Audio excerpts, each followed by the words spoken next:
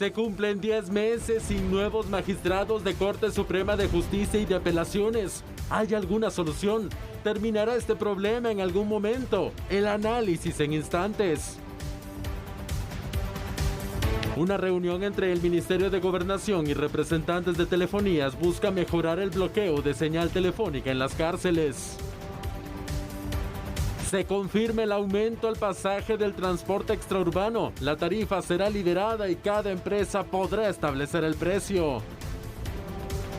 Funcionarios del MISIVI hablan sobre los programas que impulsan para mejorar el acceso y calidad de vivienda. El vicepresidente de la República anuncia la firma de un convenio con autoridades ediles de Nagualá e Ixtahuacán. El Ministerio Público realiza una investigación por el continuo robo de recibos de luz ante el pago del bono familia.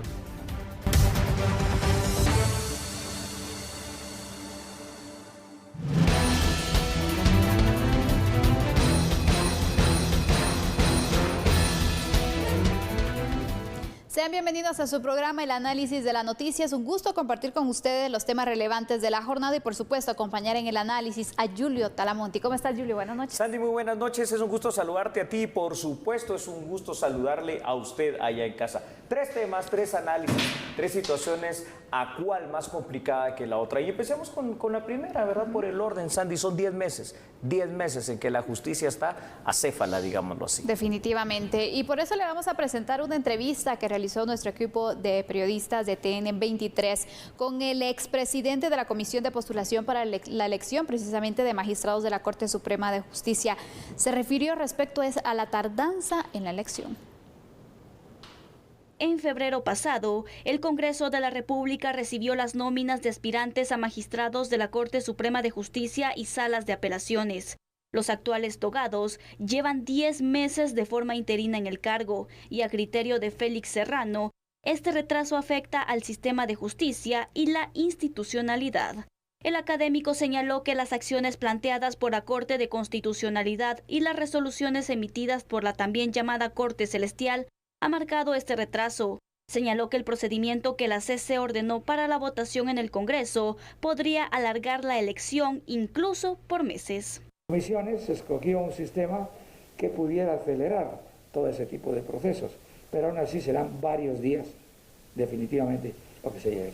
Pero no solo eso, en definitiva nos encontramos de que cualquier elección que se haga va a estar entrampada, porque va a haber tantos antejuicios o va a haber tantas recusaciones y impugnaciones que definitivamente va a quedar la elección entrampada. Así que yo en lo personal en estos momentos no veo la luz después del túnel. Señaló que se manejan varias hipótesis con relación a la elección de las Cortes. Hubo amparos que en realidad lo que hicieron fue retardar y rehacer parte del proceso. En ese momento algunas personas pensaban que lo que se quería era que fuera el nuevo Congreso el que eligiera a las Cortes, a los magistrados de Cortes. Bueno, ya fue elegido el nuevo Congreso. Entonces, ahora viene otra teoría que dice, no se quieren que se escojan los magistrados hasta que no haya cambio en la Corte de Constitucionalidad. Y entonces estaríamos pensando en el año que viene, en el mes de abril. O sea, son especulaciones que se hacen. ¿Cuál es el motivo más inmediato por el que no se han elegido Cortes? Casi una imposibilidad de hacer una buena elección, por la manera como lo planteó la Corte de Constitucionalidad. Y por consiguiente, es un sistema tan complicado que cada uno de los congresistas tenga que emitir su voto personal sobre un candidato, que esto, si se hace de manera individual, pues llevaría semanas y meses. 10 meses han pasado, podrán pasar 11, 12 y esto no se ve, como decía el doctor Félix Serrano, la luz al final del túnel. Veamos unos datos para ver si nosotros aquí tratamos de iluminar un poco esta situación, Sandy. Y es que constitucionalmente cada 5 años, en la fecha del 13 de octubre, deben renovarse tanto la Corte Suprema de Justicia con sus 13 magistrados titulares y por supuesto las salas de apelaciones. En Guatemala existe la ley de comisiones de postulación, todos lo sabemos, la cual determina la forma, al menos teóricamente, en que los magistrados son seleccionados para dichos cargos. Con el tiempo es más que evidente, sobre todo con lo que está pasando ahora, Sandy, que el proceso de selección a través de estas comisiones de postulación ha sido cooptado por intereses de todo tipo y por supuesto que ha perdido toda credibilidad, pero más que eso, lo que ha perdido es la efectividad, es decir, ¿de qué nos sirven las comisiones de postulación? ¿De qué nos sirven los procesos establecidos si al final de cuentas se termina haciendo esto? Es decir, y después viene, en este caso fue Corte de Constitucionalidad a enmendar la plana y al día de hoy con aquellos 118 antejuicios además estamos en un limbo jurídico, legal, político en el cual se resuelve todo menos el nombramiento de los nuevos magistrados. Así es, Julio.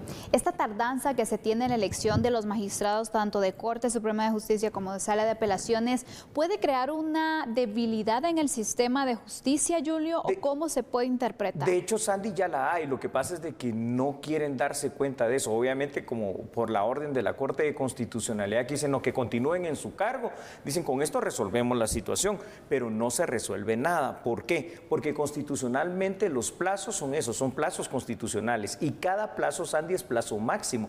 No es que puede venir y alguien, cualquiera, en este caso la Corte de Constitucionalidad, decir, bueno, que continúe en otro tiempo más, porque allí ya pierde validez no solo ese cargo, ese nombramiento, esa situación, sino que lo que va a pasar, lo hemos dicho ya en varias ocasiones contigo y va a empezar a verse. Lo que pasa es que como la justicia aquí es tan lenta, van a empezar a hacerse, cuando se nombren los nuevos magistrados de Sala y de Corte Suprema de Justicia, las impugnaciones de cada uno de los procesos que se hayan resuelto y estas por su propio peso van a ir cayendo. ¿Por qué? Porque en este caso, aunque la CC diga que es legal, realmente en la práctica jurídica es ilegal y por eso la desazón que mostraba el doctor Félix Serrano, donde dice que cuando dice la frase esa de que no se ve la luz al final del túnel, yo estoy de acuerdo, porque al final de cuentas este proceso, que debería ser un proceso ordenado y jurídico, se ha vuelto un proceso politizado, con intereses, polarizado, y al final de cuentas por eso es que no se resuelve, Sandy. Efectivamente, y parece, yo estoy también de acuerdo con que no hay una luz al final. No, no lo hay. Porque vemos que el Ministerio Público pues ha solicitado de hecho el retiro de inmunidad y pareciera que es una forma de poder ordenar la situación, pero vemos que nuevamente se puede dar un entrampamiento, Julio. Exacto. Precisamente eso es lo que va a pasar de hecho y de facto, y en lo que se resuelven estos antejuicios, en este sistema que explicamos el otro día de los pesos y contrapesos, se resolverá eso, pero lo que no se va a resolver es el tema de los magistrados. Entonces aquí uno tiene que preguntarse, número uno, el tema de las comisiones de postulación ha quedado ya como un sistema obsoleto que habrá que cambiarlo, entonces se necesita ver y trabajar sobre eso en la parte legal.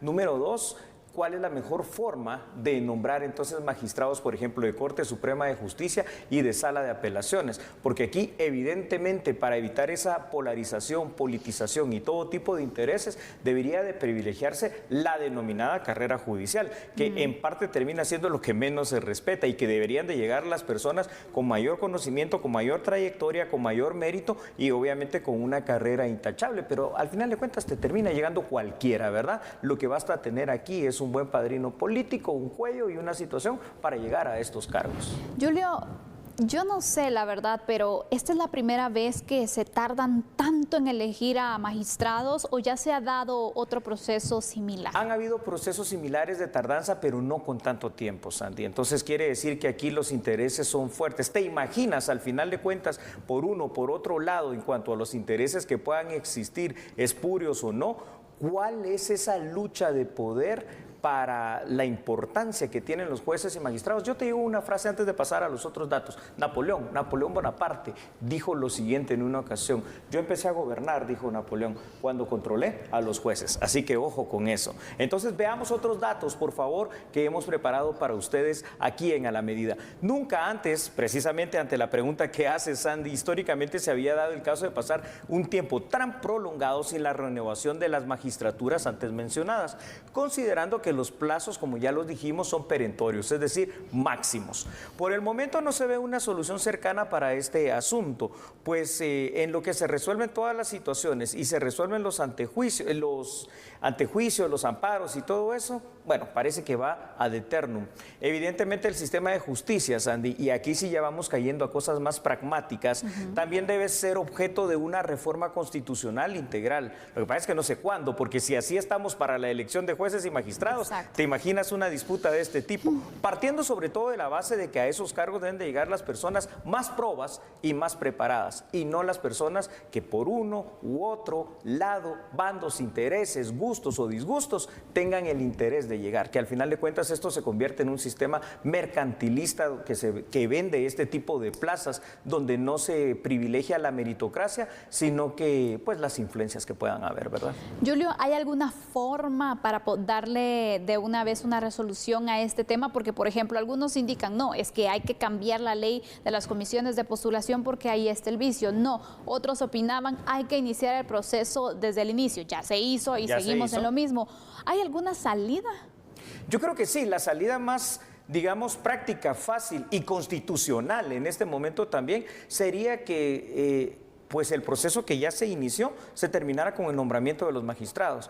Buenos, malos, lo que haya, pero es lo que al final de cuentas se hizo a lo largo de este tiempo por parte ya del Congreso de la República. Pero ¿por qué no se hace? Por el valladar legal que existe con la Corte de Constitucionalidad. Está bien, no están respetando una resolución judicial, pero yo solo recuerdo una cosa, Sandy, es decir, fuera de que se cambien las comisiones de postulación, que se cambie la forma de elegir magistrados, en este momento hay que elegirlos por una situación. La Constitución te dice que no estás obligado a cumplir órdenes que son ilegales o que contradicen alguno de los derechos amparados y establecidos por la Constitución, porque las hace nula ipso iure, o es decir, nulas de pleno derecho, como es esta resolución de la Corte de Constitucionalidad que prohíbe el nombramiento de los magistrados. Pero como mientras tanto eso no pasa, pues esperemos, ¿no? Llegaremos al año, 2 años, no sé cuánto tiempo, Sandy. Está complicada la situación, no vemos al final una salida y parece que va para largo este tema todavía, Julio. Vamos a concluir entonces nuestro primer análisis, haremos una pausa, pero al regresar, otro tema que también pues es necesario buscarle una solución y un fortalecimiento a los bloqueadores de señal dentro de las cárceles. Es correcto, porque quizás no sean la panacea, ni quizás tampoco sean la solución, pero sí son parte de la problemática para resolver ese gran problema de la extorsión. Hasta en rima salió, no cambie, porque nosotros somos A la Medida.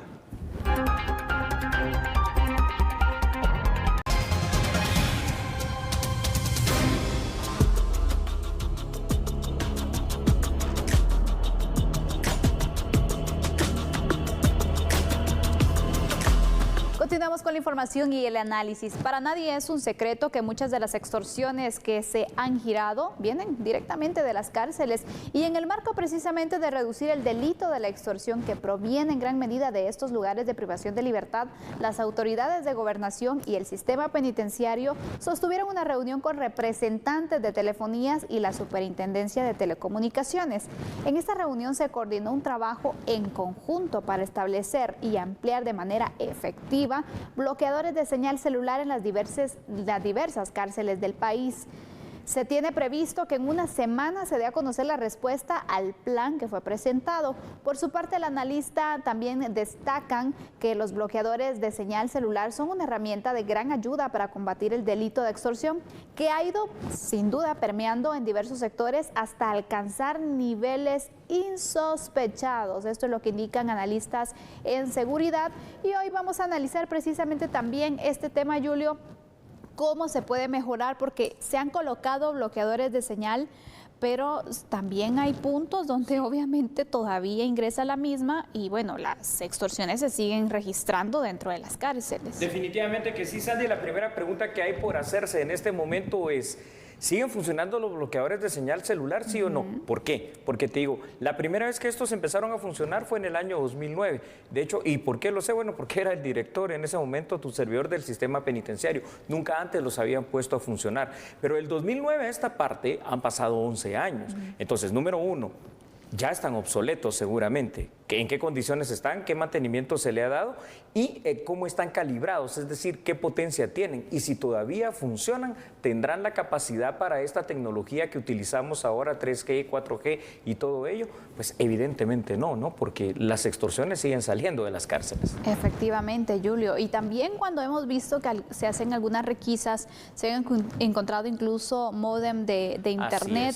Así es. Y obviamente las investigaciones que se desarrollan en el tema de las extorsiones, se ha dado a conocer que muchas vienen o son ordenadas precisamente desde las cárceles. Entonces hay buena comunicación.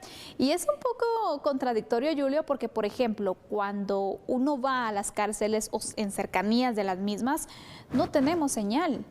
Pero adentro es donde mejor hay. Es que esta es una situación tremenda. Mira, ¿sabes lo que hicimos en aquel momento? Llevamos a un grupo de comunicadores sociales de todos los medios y para que probaran realmente la efectividad o no del bloqueo de señal celular. Pero aquí hay una cosa tremenda. En aquel momento también los mismos vecinos de los alrededores de las cárceles, que eran 11 en aquel momento con bloqueadores de señal celular, se quejaron porque no podíamos bloquear solo la cárcel, sino que bloqueaba todo alrededor. Entonces, imagínate tú. Hay unos datos que te quiero compartir a ti y a los televidentes, porque esto es importante para el contexto.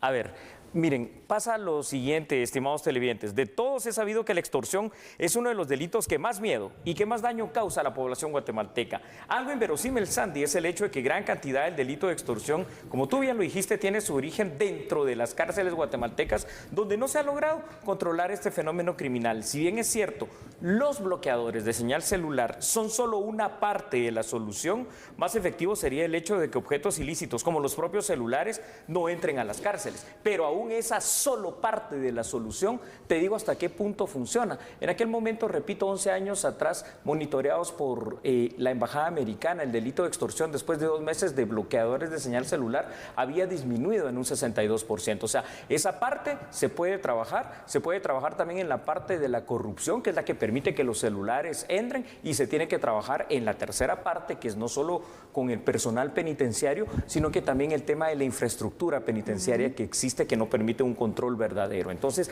allí ya pudiéramos tener una situación integral. Lo que yo veo de positivo ahora en esta reunión con el ministro de Gobernación, Oliverio García Rodas, con el viceministro de Seguridad, Henry Reyes, y el director del sistema penitenciario, es que aparte de ellos está la Superintendencia de Telecomunicaciones y son las compañías de telefonía celular las que han presentado una propuesta. Quiere decir que se ve que existe una voluntad.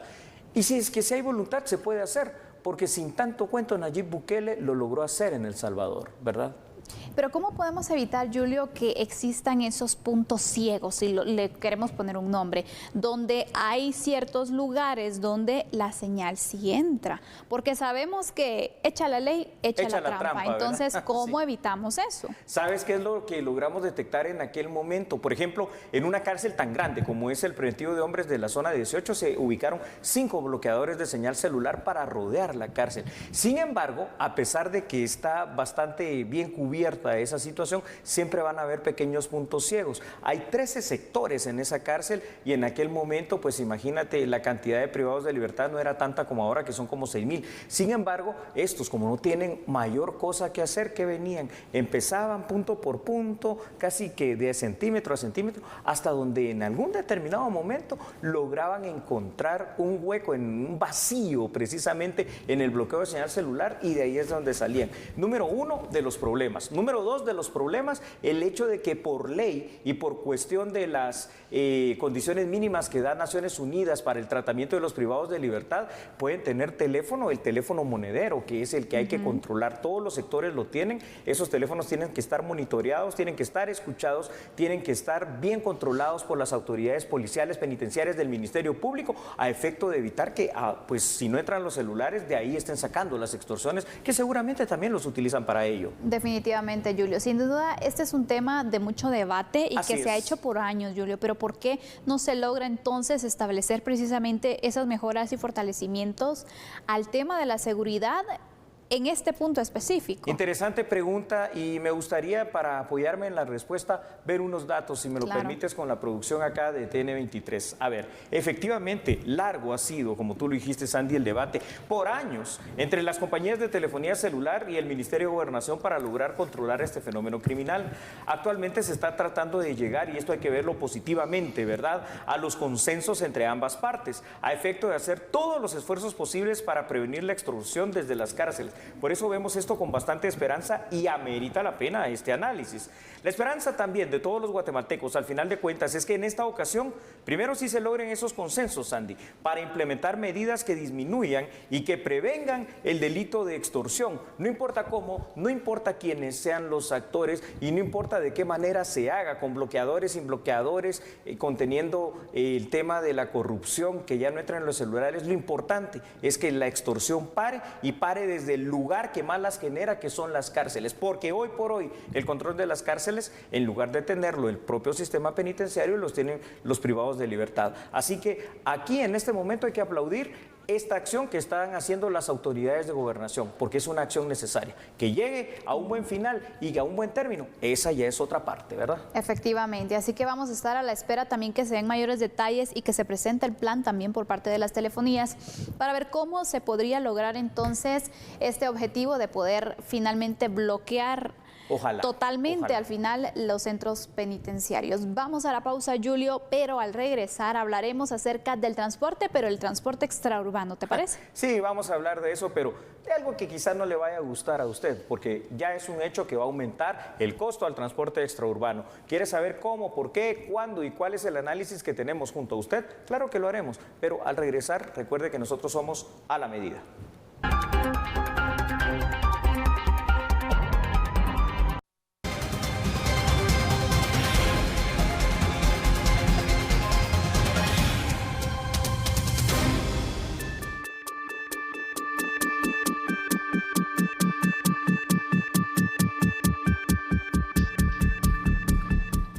Gracias por seguir en sintonía. Hablemos del transporte público extraurbano, porque las autoridades de la Dirección General de Transporte y la Gremial de Transporte Extraurbano de Pasajero acordaron precisamente establecer una tarifa por la pandemia del COVID-19. Ya se ha alcanzado el primer acuerdo y es precisamente sobre la tarifa del pasaje. Estuvimos reunidos en la Dirección General de Transporte y hemos acordado una tarifa COVID, como se le ha denominado, la cual estará vigente mientras dure esta pandemia. Esto consiste básicamente en que la oferta y la demanda es la que va a marcar en este momento el precio del pasaje. No pudimos fijar una tarifa única en todas las rutas, ya que cada una de ellas tiene una topografía distinta, una operación distinta. Es por eso que se llegó a un consenso entre las autoridades y los representantes del transporte en que sea realmente el mercado el que marque en este momento la tarifa que se va a implementar. A la próxima semana se va a poner una mesa de trabajo en donde se va a iniciar a revisar ya la tarifa que estará vigente post pandemia. Esto quiere decir que se va a hacer un estudio en donde se van a poder sacar realmente los costos operacionales en las diferentes rutas a nivel nacional, que es lo que nos va a permitir ya en consenso poder tener una tarifa establecida después de esta pandemia. Por otra parte, recordemos que también los transportistas buscaban que las sanciones que se les pensaba imponer a ellos por ciertos puntos, específicamente hablamos de que los pasajeros, si en dado caso no utilizaban la mascarilla, la sanción iba para el transportista. Sin embargo, ellos solicitan que la sanción vaya para el pasajero. Este punto aún se está analizando. Ya como se ha mencionado, las reuniones con las autoridades continuarán para poder continuar con este diálogo y establecer realmente bajo qué puntos estaría circulando nuevamente el transporte extraurbano.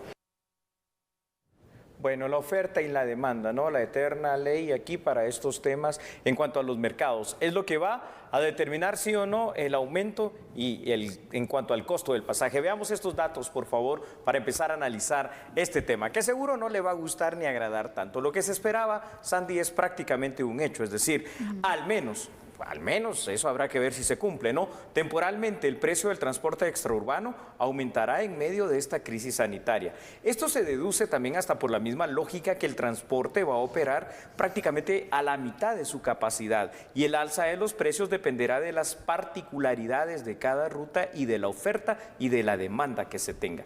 Tema importante a debatir y sobre todo acordar es el precio que regirá después de superar la crisis, es decir, porque se supone que este aumento será solo temporal. Pues al menos en teoría, esta alza que será solo temporal por el COVID-19 corre el riesgo de que pase lo que siempre sucede cuando un producto se incrementa. Sube 10 quetzales para que te baje 5, entonces igual el incremento ahí te va a quedar, ¿verdad? Eso es lo que se tiene que tener cuidado, Julio. Sí. Porque obviamente si va a ser por la pandemia, se debe fijar cuál es la tarifa que ya estaba funcionando. Correcto. Para que no pase eso.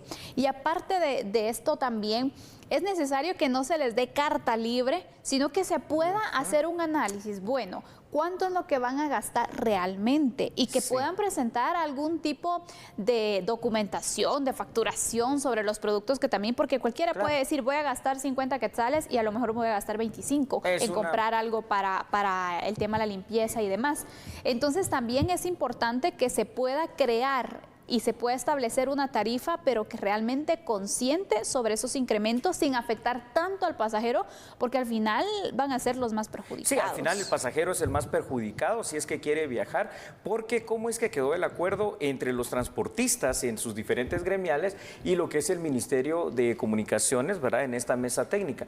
Bueno, pues se liberó el precio del transporte, es decir, cada una de las rutas va a establecer hasta dónde va a llegar el aumento. Claro, si lo aumentan al 100%, menos probabilidades de que la gente de verdad las utilice, pero queda abierta esa posibilidad y es una posibilidad real si te imaginas un lugar lejano donde exista una sola ruta y si tú quieres viajar tienes que pagar sí o sí. Entonces es una situación temporal, pero que temporalmente, aunque esto sea así, va a afectar directamente al usuario del transporte público extraurbano. ¿Y sabes qué es lo peor? Que esto seguramente se va a extrapolar también, definitivamente, porque es la misma condición, al transporte público urbano. Eso es innegable, ¿no? Por supuesto, porque ya estás marcando también un precedente. Entonces, si nos valemos en el derecho de la igualdad, también van a querer este tipo de aumento. Pero yo insisto, se debe fijar. La cuota es precisamente porque han indicado que tienen que comprar los insumos para la desinfección, para las medidas de bioseguridad que se deben de cumplir en las unidades.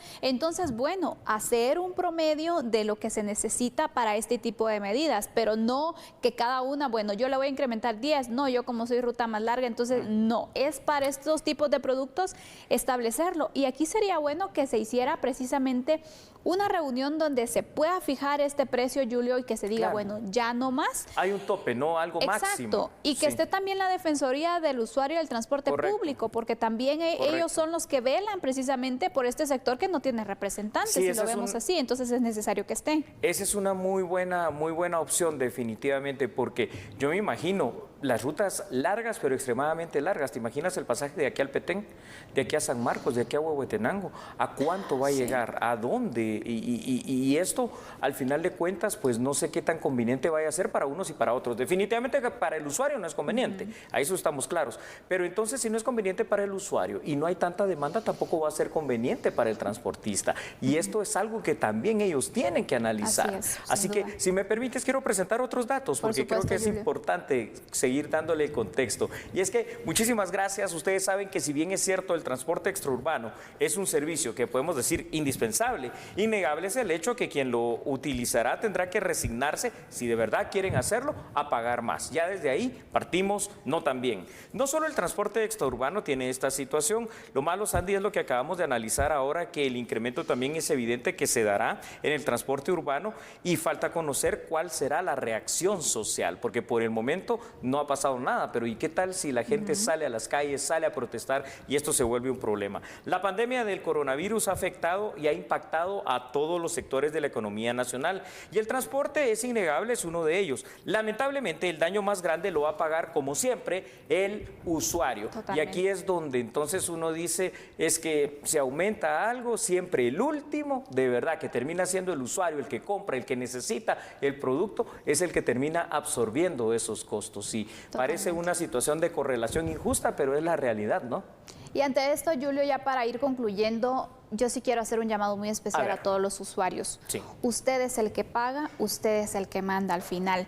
Si usted nota que aparte de establecer la tarifa, le incrementan y no están cumpliendo con las medidas, denúncielo, anote el número de placa, dé la información de la unidad, Claro. para que también las autoridades le den seguimiento y ojalá que puedan establecer como regla que todas las unidades al menos den un ticket donde se coloque la cantidad y que el usuario verifique qué es lo que le están cobrando para tener un comprobante también de que sí están cumpliendo y cobrando con la tarifa que finalmente se logre acordar. Cumpliendo con lo pactado, Claro. ¿no? Que es la situación. Bueno, pues ahí lo tenemos. El análisis más grande, mejor y más amplio, usted lo va a tener ahí en casa. Nosotros le hemos planteado solo estas situaciones de una cuestión que es bastante compleja y complicada. ¿Te parece si vamos a la pausa? Vamos a la pausa, regresamos con más noticias en breve. Por favor, no cambien. Somos A la Medida.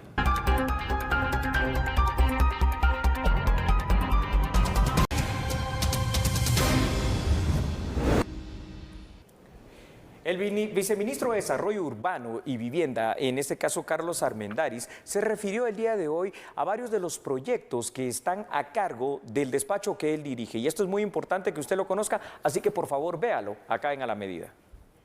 El funcionario explicó en qué consisten los programas de reactivación económica que se manejan para mejorar el acceso y calidad de vivienda de la población.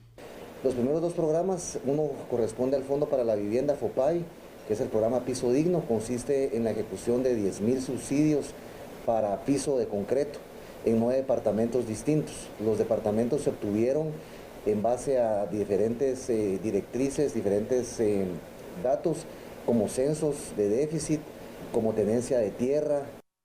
También está una cuestión que me gustaría poderles manifestar, que existe un fondo de garantía para vivienda. Ese fondo, tal vez hay una confusión ahí con el nombre, pero se denomina Fondo para Vivienda, pero es una garantía para que el sector de la construcción pueda tener eso, una garantía al momento de ejecutar fondos y hacer proyectos de vivienda social.